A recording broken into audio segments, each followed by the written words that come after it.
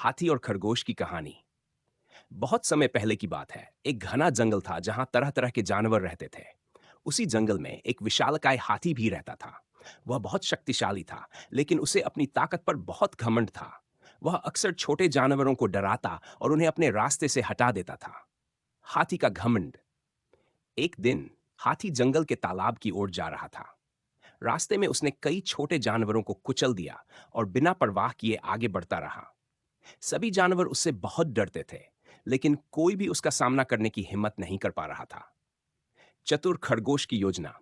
उसी जंगल में एक छोटा और चतुर खरगोश रहता था। उसने सोचा कि इस घमंडी हाथी को सबक सिखाना चाहिए।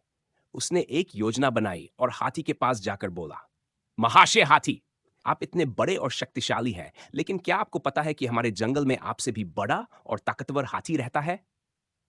हाथी को यह सुनकर बहुत आश्चर्य हुआ। उसने गुस्से में पूछा, कौन है वह? मुझे उससे मिलना है। खरगोश ने बड़ी चालाकी से कहा, वह तालाब में रहता है। अगर आप चाहे तो मैं आपको उससे मिला सकता हूं। हाथी का सबक। हाथी तुरंत तालाब के पास गया। खरगोश ने उसे पानी में झांकने को कहा। जैसे ही हाथी ने पानी में झांका, उसे अपनी ही परछाई दिखाई दी। लेकिन उसे लगा कि यह कोई और विशाल हाथी है। उसने गुस्से में पानी पर अपनी सूंड से वार किया, जिससे पानी हिलने लगा और उसकी परछाई भी हिल गई।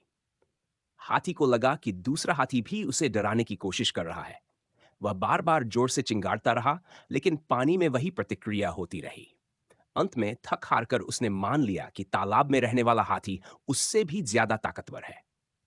खरगोश ने मुस्कुराते हुए कहा, अब समझे, घमंड करने से बड़ा कोई नहीं होता। हाथी को अपनी गलती का एहसास हुआ और उसने जंगल के सभी छोटे जानवरों से माफी मांगी।